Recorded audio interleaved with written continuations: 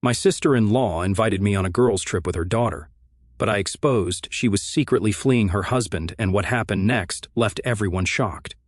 I am a 26-year-old female, and I have been married to my husband, Nick, a 27-year-old male, for 1 year now. I met him 3 years ago at a work party, and we got along really well. We went out on a couple of dates after that, and decided to get into a relationship after a few months. After 3 years of dating, he asked me to marry him, and I said yes. We get along with each other's families too. My family consists of my parents and me. I've never had any siblings, and my cousins all live in different cities, so we only met during the holidays. I never knew what being part of a big family that gets together for every event was like until I started dating Nick. His immediate family consists of his parents, an older sister, Tessa, a 30-year-old female, and a younger brother, Alex, a 22-year-old male. Alex still lives with his parents in their house, and my in-laws' house is right down the street from where Tessa lives with her husband. Tessa has been married for 5 years to her husband, Mark, a 32-year-old male, and they have a 3-year-old daughter. My in-laws' house is at a location that is easily reachable by most members of my husband's immediate and extended family, like his aunts, uncles, and cousins. All of them live in the same city and get together at least once a month, and my in-laws are always the hosts. Nick and I try our best to attend. They've always been kind to me, and I'm grateful for that. But since I wasn't used to this kind of tight-knit family and such frequent socializing, I'd get tired really quickly at these gatherings and would want to come back home early. Nick would get mad. He believes that I get too exhausted too quickly whenever it comes to his family because I'm not used to this, and he thinks that I'm not even trying to understand his family's dynamics. Meanwhile, I think that he's a little too enthusiastic about his family. We've had a couple of disagreements about this over the years, but it's just one of those things that we have to agree to disagree on. So, whenever I find myself getting too tired at his family's parties, I drive myself home, and he comes back on his own time. Sometimes, I have to skip because I'm too tired from work, and he has to be okay with it. He hasn't said anything about this arrangement so far, so I figured that he must have been okay with it. I didn't mind his enthusiasm about his family either, because this issue only caused minor disagreements between us, but never full-blown fights, so I thought it was fine. About 2 weeks ago, my sister-in-law, Tessa, asked me to accompany her on a girls' trip to Los Angeles with her and her daughter, since it was her 31st birthday in a few days. Her husband would be away on a business trip, and her friends were all busy with their own work and lives. I liked Tessa because she was sweet to me, but at the same time, I was about to be assigned a really important project at work in a few weeks, so I didn't want to miss work. However, my husband pushed me to go on the trip because, once I took up the project, I wouldn't be able to take a holiday for quite a while, and he was right. So, I agreed to accompany her, and we were scheduled to take our flight 2 days ago. Tessa had been kind enough to pay for me, so I had nothing to worry about money-wise. We were supposed to stay in Los Angeles just for Tessa's birthday weekend and then come back, so I packed for 2 days and a little extra. It was just one bag, and that was it. When I got to the airport yesterday, I realized that Tessa had a bunch of bags, and all of them looked ready to burst, as if she was carrying her entire wardrobe inside those bags. She also didn't look in the mood for a party and had a very grim look on her face. She'd asked me to reach the airport an hour early for some reason, but I didn't ask her why. I figured she wanted to beat the traffic, so she wanted me to leave early, and so I did. On seeing the bags, I asked her if she was planning to stay in Los Angeles as a joke, but she turned to me and told me that she actually was, with a straight face. I was very confused, so I asked her if she was being serious, and again she said yes with the same face. Then she told me that she'd recently found out that her husband, Mark, had been cheating on her with one of his friends. I was dumbfounded when she said that because, from what I'd heard, Tessa and Mark had been together since high school, and he seemed to be head over heels in love with her. So, for him to cheat seemed very far-fetched. I asked her how she'd found out, and she then told me that one of her friends had spotted him at lunch with his friend, and apparently they'd been hugging and laughing 3 weeks ago. She didn't confront her husband after she received this information, nor did she ask him anything about it, but made up her mind to leave without a word. Instead, she booked our tickets to Los Angeles a few days before she asked me to accompany her, and once we got there she'd be living with a friend and needed my help to settle down there permanently. After telling me this, she went back to sulking again. Now, I'm not a relationship expert, but I'm pretty sure that a man hugging another woman could be platonic as well, and Tessa hadn't even seen this firsthand. A friend had told her about it, so it seemed really ridiculous to me that she was leaving him over something as petty as this without even trying to address the issue and talk to him about it to find out the truth. she just jumped to the conclusion that he was cheating, and because of that, not only was she leaving him, but she was also taking his daughter away without his knowledge. That seemed too close to abduction for me to be comfortable with. I wanted to call the cops, but I wasn't sure what good it would do since she had every right to take her child with her wherever she wanted to. I also didn't want to meddle without letting Mark know about the situation first. So, I decided to go to the ladies' room, and from there, I made a call to Mark to warn him about what was about to happen. I filled him in on what Tessa had told me, and just as I suspected, he hadn't been cheating. That hug had been totally platonic. He told me that he was reuniting with a friend of his from his college days who was finally getting married after years of waiting in bad relationships. So that was a purely platonic celebratory hug that Tessa's friend had misconstrued. In fact, Tessa had even known that he was meeting an old friend for lunch. I asked him if he wanted me to call the police to stop Tessa from leaving, but he said he didn't want to get the cops involved, just like me. He thought it'd be pretty pointless since, as Amy's mother, she had full custody of her and could choose to take her wherever she wished. Unfortunately, he wasn't in town at the time and was away on a business trip, so Tessa had been serious about that part. When I told him what his wife was trying to do, he started panicking and hyperventilating and told me to hold her off for as long as possible. He tried to talk to her and stop her from leaving however he could.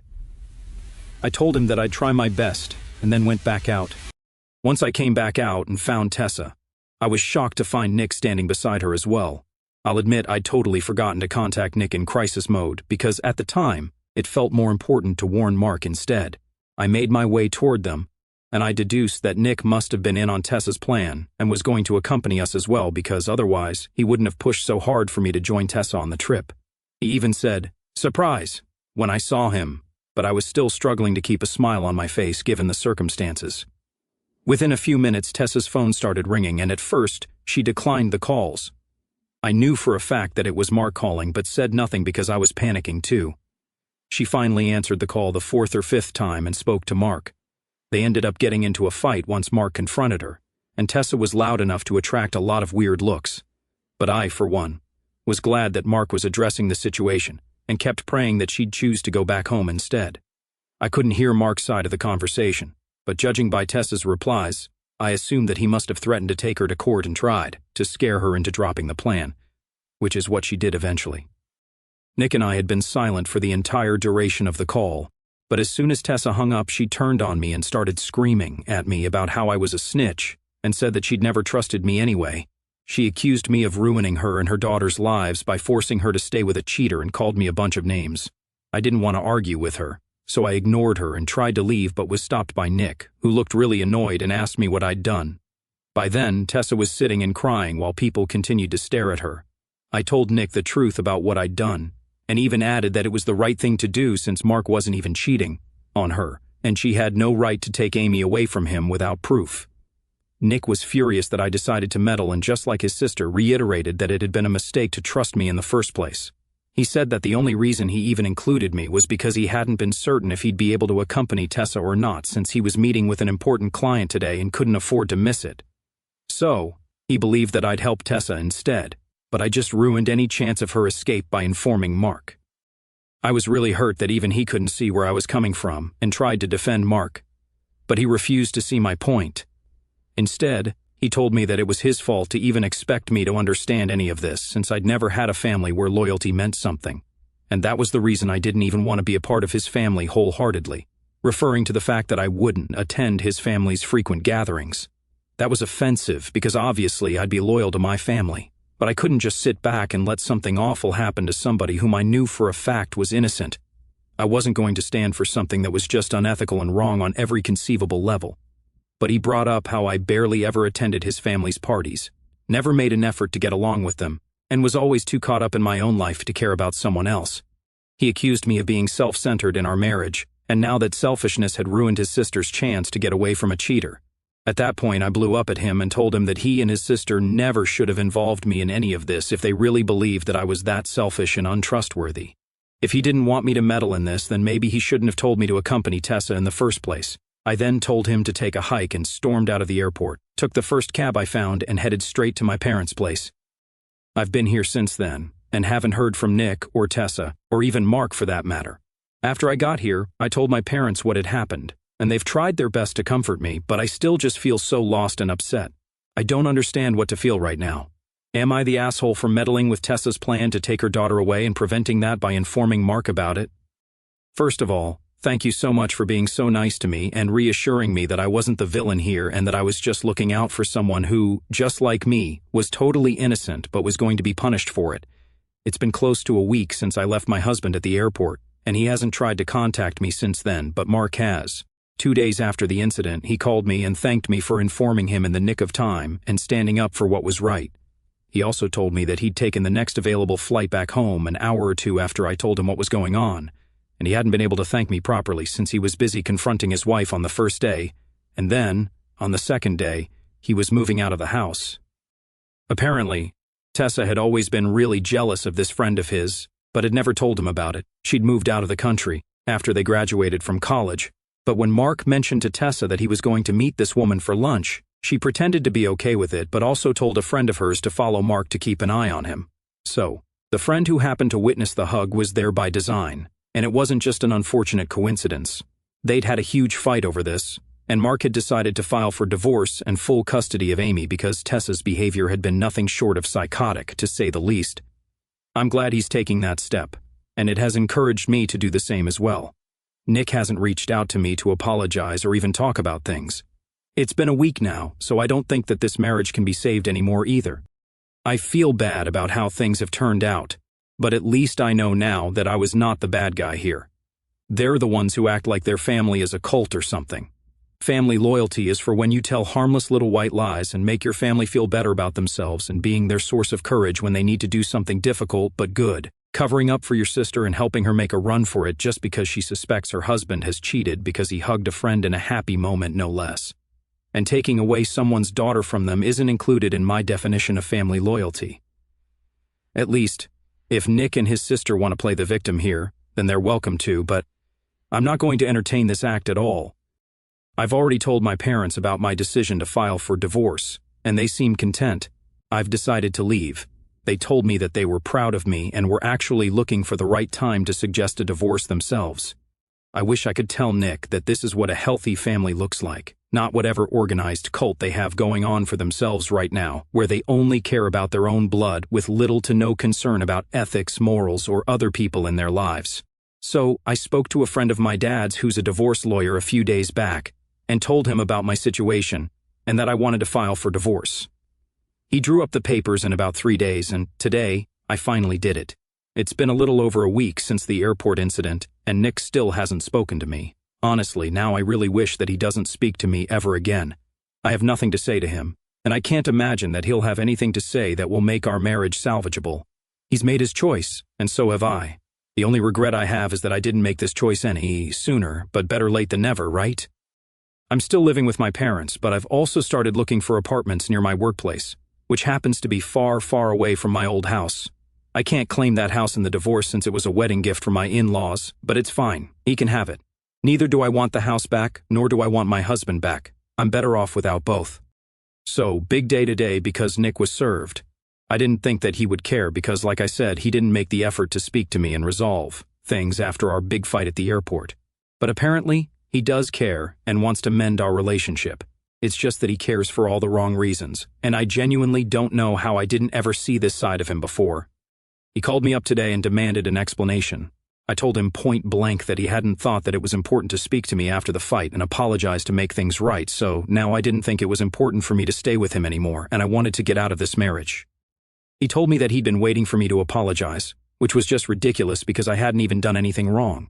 He was the one who had accused me of being selfish and untrustworthy, and just stood by and watched while his sister called me derogatory names in front of strangers. He was the one who was helping Tessa do something really disgusting and unethical. So, really, there was just no way I was in the wrong here, and he and his family couldn't just gaslight me into believing otherwise.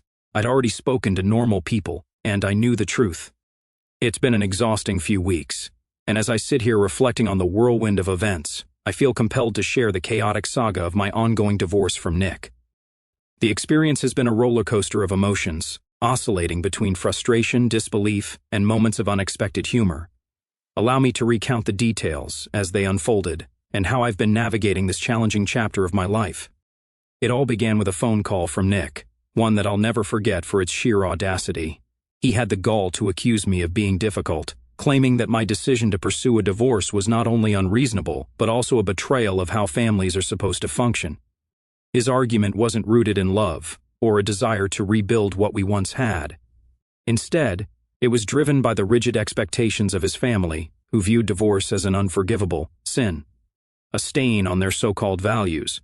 He demanded that I halt the divorce proceedings, return to him, and work on mending our broken relationship, not because he cherished me, but because his family deemed it unacceptable for him to be divorced. Let me emphasize this. His plea wasn't about us or any lingering affection. It was about appeasing his family's outdated ideals, as if their wishes should dictate my life as well. The absurdity of his logic hit me like a tidal wave. Here was a man who didn't even offer an apology for his role in our fractured marriage. Yet he spoke with such conviction, as if his family's disapproval was a trump card that would magically compel me to return. The sheer ridiculousness of the situation overwhelmed me, and I couldn't help but burst into laughter.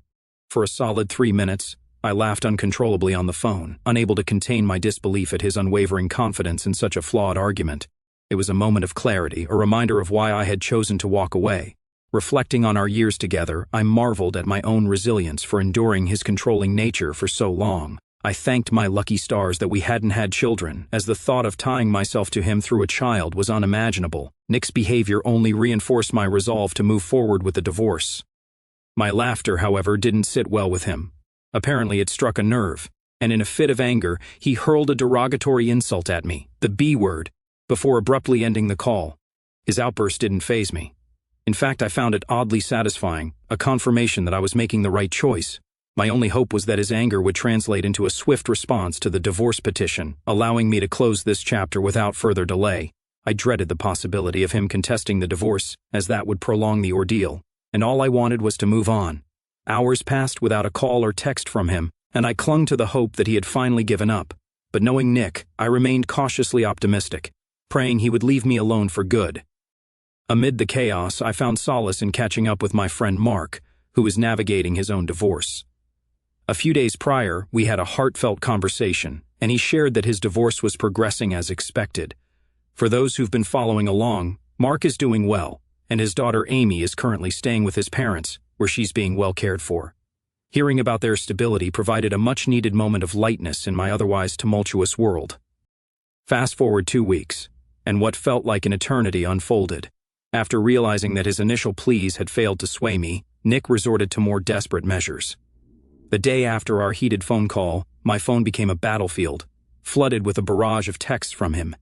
Each message was a variation of the same tired arguments, laced with guilt trips and accusations. Fed up, I blocked his number, hoping to reclaim some peace. But Nick was relentless. Unable to reach me directly, he turned his attention to my friends, bombarding them with messages in an attempt to pressure me through them. I quickly put an end to that by explaining the situation to my friends and instructing them to block him as well. For a brief moment, I thought I had outmaneuvered him.